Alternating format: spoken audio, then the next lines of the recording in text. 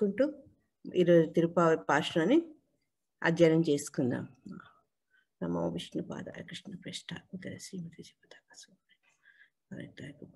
గౌరవతారి మూకం కరోతి వాచాలం పంగుం లంఘయతి గిరిం యత్కృపాతమహో వందే శ్రీకృం దీనతారిణ. హరే కృష్ణ. భక్తులందరికీ నమస్కారం. ఈరోజు మనం 12వ పాఠశాన్ని చదువుకుంటున్నాం.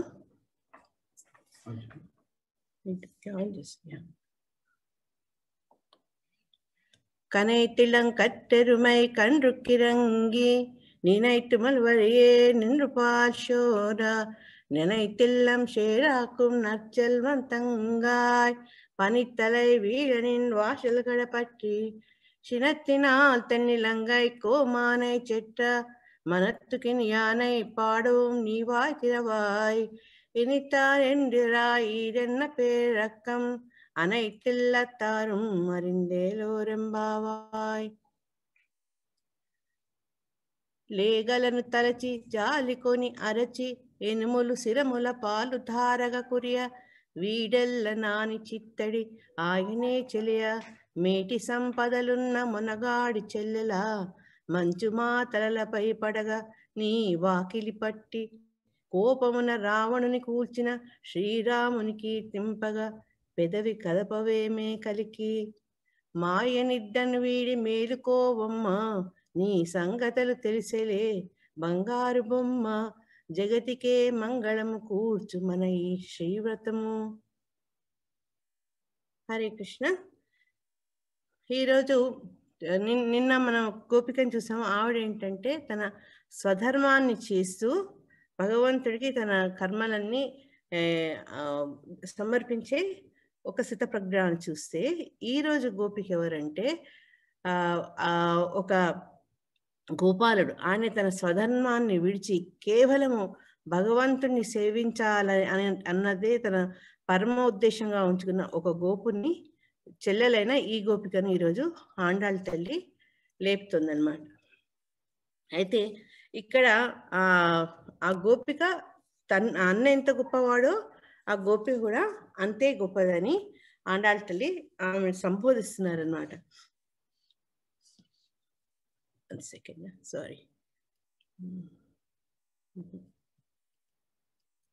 గేదెలు పాలు పితుకువారు లేక లేగదూడను తలుచుకొని వానిపై మనసు పోవుట ఆ దూడలే వచ్చి పొదుకులో మూతి పెట్టినట్లు తోచి పాలు పొదుగు నుండే కారిపోవుటచే ఇల్లంతయు బురద ఎగుచిన ఒకానొక మహా ఐశ్వర్య సంపన్నుని చెల్లెలా అని ఇక్కడ గోదాదేవి ఆవిడ్ని సంబోధిస్తుంది అనమాట. కనెత్తిరం గత్తెరుమై అంటే దూడలు గల గేదెలు. ఇక్కడ గేదెల నుంచి ఎందుకు ఈరోజు ప్రస్తావించిండ్రు ఆవుల కంటే అంటే, ఆవుల కంటే కూడా గేదెలకు వాటి దూడల మీద చాలా ప్రేమ ఎక్కువ ఉంటుందట, అటాచ్మెంట్ ఎక్కువ ఉంటుంది, చాలా శ్రద్ధగా ఉంటుందట. ఆ దూడల కోసం ఎంత కష్టానైనా అది ఓర్చేందుకు రెడీగా ఉంటుంది. అయితే ఆ దూడల గురించి ఎప్పుడూ ఆలోచిస్తూ దూడల యొక్క తలుపుతోనే ఆవిడ పొదుగు నుండి పాలు ప్రవహిస్తుంటాయని ఆండాళ్ళతో చెప్పారనమాట. ఇక్కడ ముల్వరియే నిండ్రుపాల్ షోరా, నిండ్రుపాల్ షోరా అని చాలా ముఖ్యం. తలుచుకున్నంత మాత్రాన అంటే ఏ గోపకులు ఆమె పొదుగు నుంచి పాలు పితకక్కర్లేదు, దూడలు వచ్చి తాగక్కర్లేదు. కేవలం వాత్సల్యంతో దూడను తలుచుకున్నంత మాత్రాన్ని ఈ గేదెల పాలు తమంతల అవి పొదుగు నుంచి ప్రవహిస్తూ ఉండేవట. అయితే ఇక్కడ ఏం చెప్పారంటే మన చక్కటి పోలిక, ఏ రకంగా అయితే కరుణామయుడైన స్వామి మనందరి తండ్రి ఆయన దయా దుఃఖుడు మన మీద ఏ రకంగా ప్రశ్నింపజేస్తాడో అదే రకంగా ఈ గేదె కూడా తన ప్రేమతోటి ఆ వాత్సల్యంతో దూడను తలుచుకోగానే పాలు వర్షిస్తుందని చెప్తారనమాట. అయితే ఈ ఆచార్యులు ఈ గేదెలు పాలు ఈ రకంగా వర్షించడాన్ని ఆచార్య కృపతో కూడా పోలిస్తారనమాట. ఎందుకంటే మనం కూడా దూడల్లాగా నిస్సహాయ పరిస్థితుల్లో ఉంటాం. మనకు అజ్ఞానంతో ఎన్నో బంధాల వల్ల మనము ఈ భగవత్ జ్ఞానం మనలో ఉండదు. కానీ ఈ ఆచార్యులు ఏంటంటే ఆ కృప వల్ల మనం అడగకుండానే ఆ భగవత్ తత్వాన్ని వాళ్ళు తెలుసుకున్నారు కాబట్టి ఆ కరుణతోటి ఉదారంగా మనకు ఇస్తారంట. ఉదారం అంటే ఇక్కడ మనం అడగక్కర్లేకుండానే వాళ్ళు తెలిసిన జ్ఞానాన్ని మనకు అందజేస్తారు. మనం ఎందుకు తెలుసుకోలేకపోతున్నామంటే మనం ఈ కర్మ పాశాన్ని ఇక్కడ చక్కటి ఆత్రేయ గారు ఒక ఉపమానం ఇచ్చారు. దూడను కట్టివేసినప్పుడు అది తనంతట తను తల్లి దగ్గరికి వెళ్ళలేదు. ఎవరన్నా వచ్చి ఆ దూడను విప్పితే గాని ఆ బంధం నుంచి తల్లి దగ్గర చేరలేదు. అదే రకంగా భగవంతుని పిల్లలమైన మనం కూడా ఈ భౌతిక ప్రపంచంలో జన్మ తీసుకొని కర్మపాశంతోటి మన పూర్వజన్మ కర్మల వల్ల, మన అజ్ఞానం వల్ల ఈ శరీరం అనే దుంగకు కట్టపడి ఉంటామన్నమాట. అందుకని మనం నిస్సహాయ పరిస్థితిలో ఉంటాం. భగవంతుణ్ణి తిరిగి చేరలేము. కానీ మనకున్న ఈ బంధాలని విడిపించి మన తండ్రి దగ్గరికి మనం చేర్చేవాళ్ళు కృపతోటి ఆచార్యుడు ఎవరైతే కరుణామూర్తి. అందుకని గోపికా గీతంలో కూడా ఇటువంటి ఆచార్యుల గురించి భూరిదా జన అని సంబోధించబడింది. వాళ్ళ అట్లా ప్రేమను, కరుణను, జ్ఞానాన్ని మన మీద వర్షించుతారనమాట. ఆచార్యుడు గేదె అయితే మనము నిస్సహాయ పరిస్థితిలో ఉన్న ఆయన మీదనే ఆధారపడి ఉన్న దూడలము. ఈ దూడ ఆచార్యుడు అనగానే మనం గుర్తు చేసుకోవాల్సింది చక్కటి గీతాలో మన ఉపోద్ఘాతంలో ఉంటుందన్నమాట. ఆ సర్వోపనిషదో భగవంతుడికి తర్వాత మనకు ఉండే సంబంధము, ఆయన మనకి ఏమి ఇస్తున్నారు అనేది. సర్వోపనిషదో గావో దోగ్ధా గోపాలనందనః పార్థో వత్స సుధీర్భోక్త దుగ్ధం గీతామృతం మహత్. మొత్తం సర్వ ఉపనిషత్తుల సారమైన ఈ గీతోపనిషత్తును గోవుతో పోల్చారు. గోపాల బాలుడుగా ఉన్న శ్రీకృష్ణ పరమాత్ముడు ఆ పాలు పితుకుతూ ఉన్నారనమాట. అయితే అర్జునుని ఇక్కడ దూడగా పేర్కోబడింది. తర్వాత అర్జునుడే కాక విద్వాంసులు, భక్తులు, శుద్ధ భక్తులు అందరం కూడా ఆ గోవు ద్వారా వచ్చే ఆ క్షీరాన్ని తీసుకునేందుకు తయారుగా ఉన్నాం అన్నమాట మనం. అది గీతా మహాత్మ్యంలో చెప్పబడ్డ శ్లోక. భగవంతుడు ఎప్పుడైతే అర్జునుడు ఆ రకమైన పరిస్థితిలో ఉండి ఏం చేయాలో తోచినప్పుడు ఆయన ఎంతో కరుణతోటి ఈ గీత అమృతాన్ని ఉపదేశించి గీతాచార్యులయ్యారు. ఈ రకంగా ఏంటంటే ఆచార్యులు అడగకుండానే మనలో ఉన్న అజ్ఞానాన్ని తొలగించేటట్టు వాళ్ళ జ్ఞానాన్ని మన మీద వర్షింపజేస్తారనమాట. ఇప్పుడు గోదాదేవి అంటుందంటే, నీ ఇంట్లో గేదెలే ఇంత ఉదారంగా ఉన్నాయి, అడగకుండానే అన్ని ఇచ్చేస్తున్నాయి, నువ్వెందుకు తల్లి మీ సాంగత్యం మాకు ఇవ్వవు అని. ఎందుకంటే ఈ గోపిక చాలా అపూర్వమైన గోపిక. ఆవిడ యొక్క స్నేహం వీళ్ళకి కావాలి, ఆవిడతో యొక్క సాంగత్యం వీళ్ళకి కావాలి. అందరు కలిసి ఆవిడతో కలిసి భగవంతుణ్ణి ప్రార్థించాలి. అందుకని ఇక్కడ గోదాదేవి అంటుంది, నీ గేదెలకు ఉన్నదే నీకు లేదా తల్లి అని అంటుంది అనమాట. ఇక్కడ ఒక ముఖ్యమైన విషయం మనం గుర్తించాల్సింది ఏంటంటే, ఆ గేదె యొక్క పాలతోటి మొత్తం ఈ గోపుని ఇల్లు బురద అయిందట. అంటే అంత సంపద ఈ గోపాలకు ఉండేదంట. గోవుల నుంచి వచ్చే పాడి, ఇవే వాటి సంపద. కాబట్టి మనం వాళ్ళు ఎంత ధనవంతులో మనం అర్థం చేసుకోగలం. దీన్ని ఆధ్యాత్మిక పరంగా చూస్తే ఏంటంటే, కొందరికి భగవంతుడి మీద ధ్యానం ఉండదు, మనసు వాళ్ళలో ఆర్ద్రత అనేది ఉండదు. ఎప్పుడైతే మనసు కరడుగట్టి ఉంటుందో, ఆర్ద్రత అనేది లేదో, భగవంతుడి మీద ప్రేమ జనించదు. కానీ ఆచార్యుల సాంగత్యంలో మెల్లమెల్లగా ఆ కరుడుగట్టిన మనసు కూడా తడిసి మెత్తగా అవుతుందన్నమాట. దీనికి ఒక చక్కటి దృష్టాంతం రామానుజాచార్యుల వారి జీవితంలో ఉంది. దాంట్లో ఏమవుతుందంటే, ఒక ఇద్దరు వ్యక్తులు వస్తారన్నమాట. ఒక వ్యక్తి వచ్చి నాకు ఉన్న బంధాలన్నీ వెళ్ళిపోయాయి, నాకు ఇప్పుడు నన్ను నీ శిష్యుడు తీసుకోమని ప్రార్థిస్తాడనమాట. నా భార్య కూడా వెళ్ళిపోయింది, నేను ఇప్పుడు అంత ఫ్రీ బర్డ్ అని చెప్తారు. కానీ ఎంబడి రామానుజాచార్యులు ఏం రియాక్ట్ అవ్వరు. అంతలోపల ఇంకొక వ్యక్తి వచ్చి అతను కన్నీరు మున్నీరు ఏడుస్తూ తన కష్టాలని చెప్పుకొని, నాకు నీవే ఆశ్రయం ఇవ్వాలి తండ్రి అంటే, రామానుజులు అతనికి ఎంబడి ఆశ్రయం ఇచ్చి శిష్యుడు తీసుకోగానే ఈ మొదటి వ్యక్తికి ఆశ్చర్యం అవుతుంది. అన్ని వదిలేసిన నన్ను నిన్ను ఆశ్రయం ఇవ్వలేదు, ఆ వ్యక్తి ఇంకా లౌకిక బంధాల నుంచి బయటికి రాక నేను వేడుకుంటే ఏ రకంగా ఇచ్చావా అని అడుగుతాడు అనమాట. అంటే అప్పుడు చెప్తాడు, నీవు భార్య పోయినా నీకు ఎటువంటి స్పందన లేదు, నీ మనసులో ఆ మెత్తదనం లేదు, ఈ రకమైన కరుడుగట్టిన మనసుతో నీవు భగవంతుని కూడా అనుభవించలేవు, అందుకే నీకు ఇంకా సమయం రాలేదు అని చెప్తారనమాట. సో ఈ రకంగా ఆచార్యులు మన మనసులో ఉన్న కరుడుగట్టిన ఈ మలినాలను వాళ్ళ బోధన ద్వారా వాళ్ళు మెత్తగా చేసి దాన్ని భగవత్ ప్రాప్తి చెందేందుకు అనుకూలంగా వాళ్ళు అనుగ్రహిస్తారన్నమాట. అయితే ఈ బురద ఎందుకు అవుతుంది అంటే ఈ గోపాలుడు ఎవరైతే మనం ముందు చెప్పుకున్నామో ఆ ఈ గోపి యొక్క అన్న, ధనవంతుడైన అన్న, అతను ఏంటంటే తన భౌతిక ధనం గురించి అతను పట్టించుకోలేదు. ఎందుకు పట్టించుకోలేదు అంటే అతని అంతకంటే గొప్ప ధనం జరిగిందనమాట. అతన్ని నర్చెల్వన్ అన్నారు.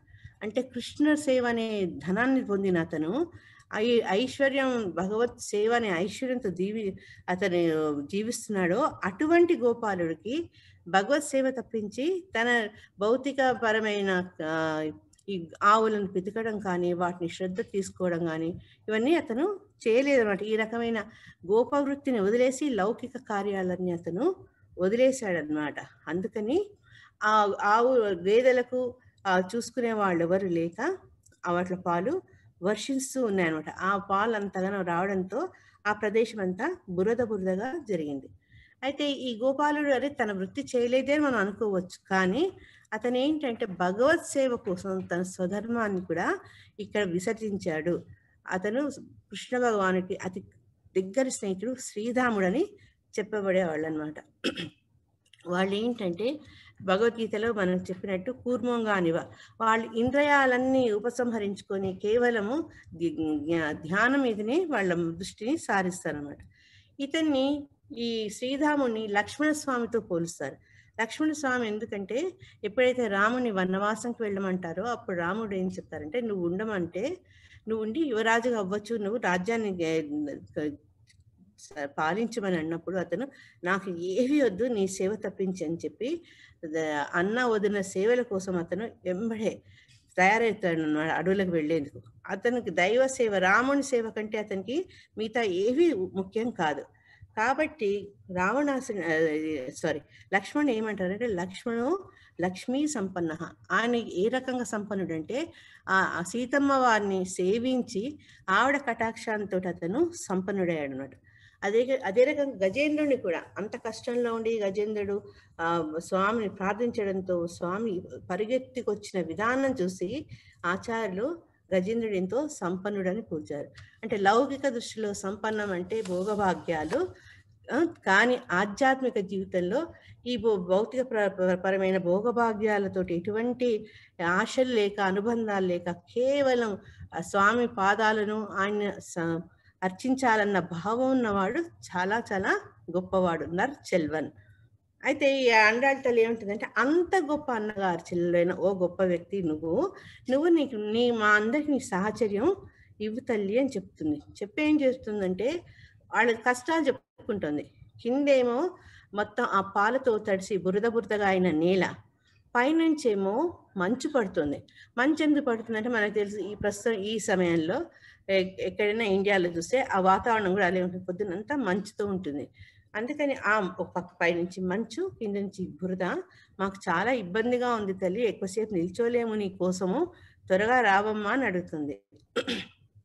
అయితే ఈ ఆచారపరంగా చూస్తుంటే ఈ నేల మీద బురద అనేది ఏంటంటే భగవద్గుణ అనుభవము. నేల మీద తడి అయితే మంచు ఏంటంటే ఆ ఆళ్వార్లు భక్తులిచ్చే దివ్య సూక్తులు, అంటే భగవంతుని శక్తులు, ఆయన గొప్పతనాన్ని అనుభవించడం.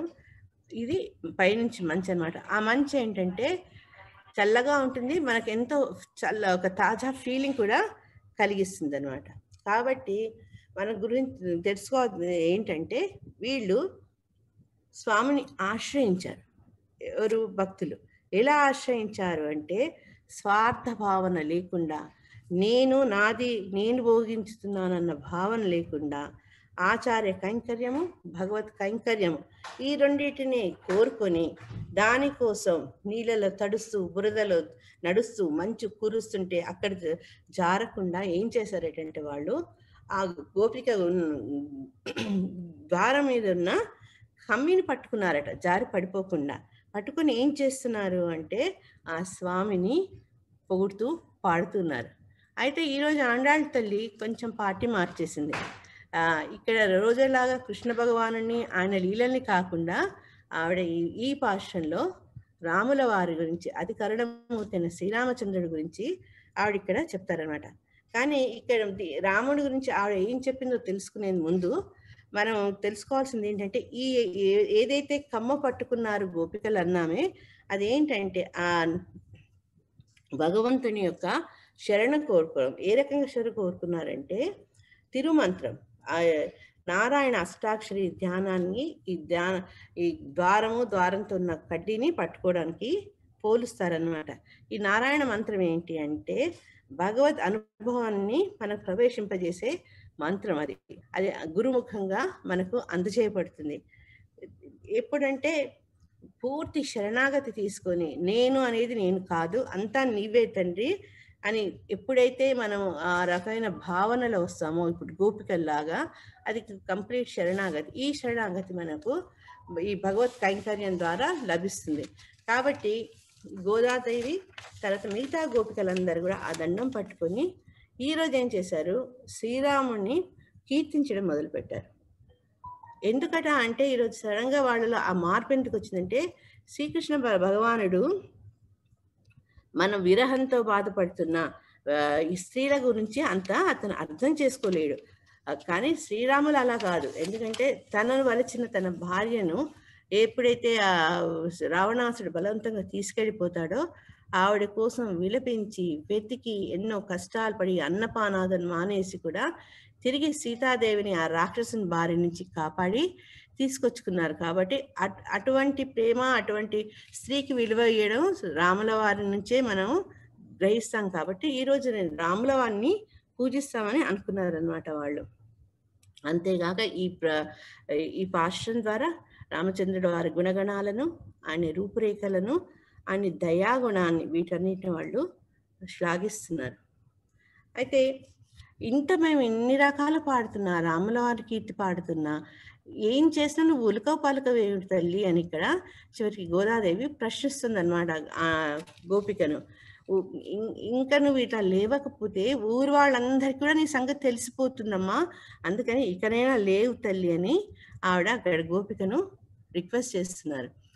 ఊరి వారందరికీ నువ్వు ఈ విషయము తెలిసిపోయింది లెమ్ము అని కృష్ణుని విడక సర్వకాలమునందుండుటచే స్వధర్మము కూడా చేయలేని దశ ఎందున్న ఐశ్వర్య సంపన్నుడు ఒక గోపాలను చెల్లెలు మేలుకొనుకున్నారు అని ఈ 12వ పాఠంలో తెలుపబడింది.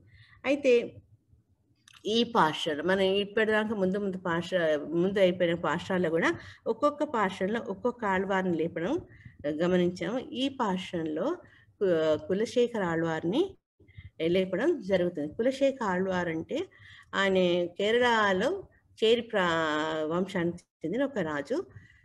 చాలా భాగవతోత్తముడు ఆళ్వారు. అయితే నేను ఈ ప్రోగ్రామ్ స్టార్ట్ అయ్యే ముందు ఐ థింక్ ధర్మరాజు ప్రభు గారు చెప్తుండే ఆయన గురించి. అతను గొప్ప భక్తుడు.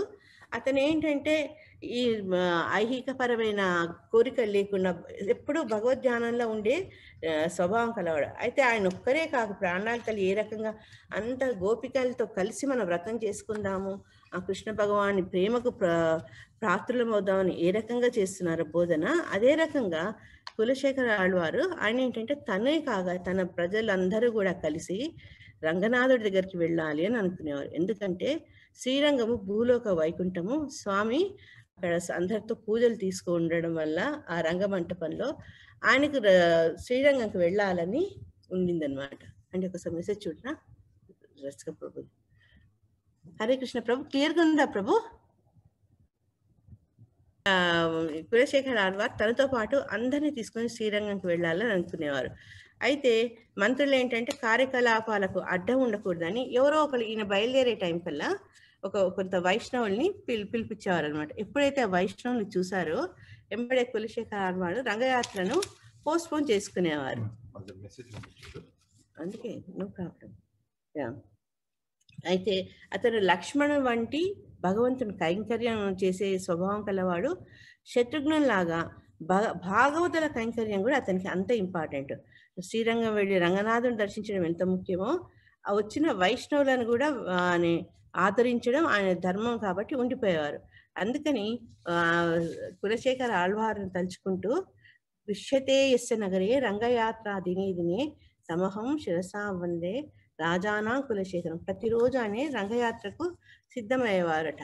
అటువంటి కులశేఖర ఆళ్వారిని కూడా ఈరోజు ఈ పాశ్రం ద్వారా లేపడం జరుగుతుంది.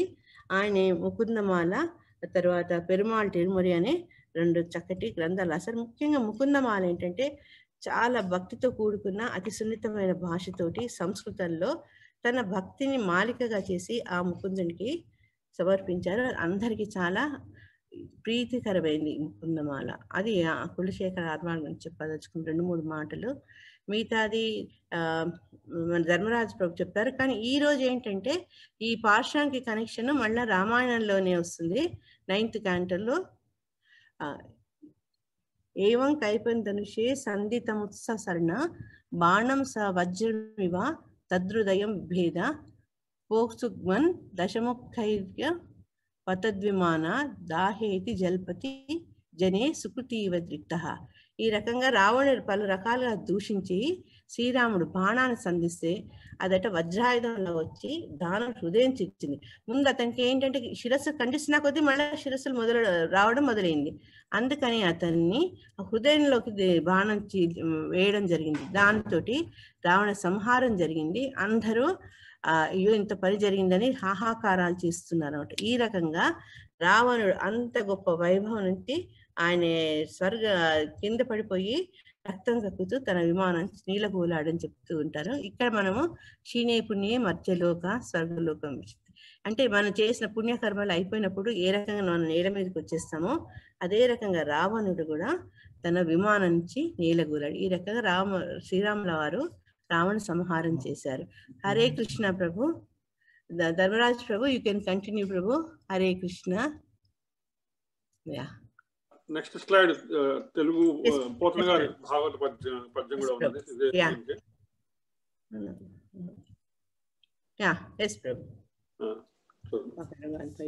సూనం దేశిన విశిఖము హృదయం పునదూర వివసిండగుచున్ దశకంధరుండు కూలెను దశవదనంబులను రక్తధారలు దొరంగన్. ఇవాళ పాశ్రంలో ఒక 2-3 విషయాలు అనుసంధానం వాటిని కనెక్ట్ చేసుకోవడానికి ట్రై చేద్దాం. ఒకటి లేగదూడల వల్ల మొత్తం ఆ పాలు ఆవులు సేవిస్తే ఆ ఆవులు సేవించిన దూడల వల్ల అది మొత్తం తడిసిపోయింది, నేలంతా పైనుంచి మంచు కురుస్తుంది. ఇటువంటి సందర్భంలో వాళ్ళు ఏం చేస్తున్నారంటే ఆ ఒక ద్వారాన్ని పట్టుకున్నారు అన్నమాట. ఇక్కడ తెలుసుకోవాల్సింది అంటే మనము సత్సాంగత్యం వల్ల లేదు ఆచార్యుల సాంగత్యం వల్ల మనలో అనేకమైనటువంటి భక్తి భావనలు పుట్టే అవకాశం ఉన్నది. కానీ అవి సానుకూలం కావాలనుకుంటే తప్పనిసరిగా మంత్ర స్వీకరణ చేయవలసిందే. అంటే ఎంత సాంగత్యం వల్ల మనలో ఎంత భక్తి మార్గంలో మనం పురోగతి చెందినప్పటికీ కూడా శంఖంలో పోస్తే కానీ తీర్థంగా అన్నట్టు ఆ వాకిలి పట్టుకోకపోతే, ఆ వాకిలి అంటే ఆ మంత్రం తిరుమంత్రాన్ని మంత్రాశ్రయను మంత్ర స్వీకారం కనుక చేయకపోతే మనము ప్రవేశం ఉండనమాట. అంటే ద్వారం అనేది దేనికైనా ప్రవేశ మార్గం కదా.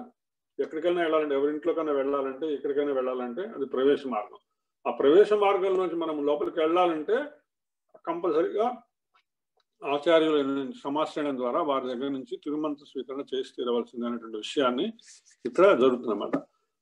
అలాగే రాముల వారిని అమ్మవారు తలుచుకున్నారు. ఎందుకని తలుచుకున్నారంటే మన శరీరము కూడా దశకంఠునిలాగా, అంటే మన శరీరం కూడా పంచేంద్రియాలు, జ్ఞానేంద్రియాలు, కర్మేంద్రియాలు, దశ ఇంద్రియాలతో ఉన్నటువంటి రావణాసురుడి లంక లాంటిది. మన శరీరం కూడా రావణాసురుడి శరీరం లాంటిది.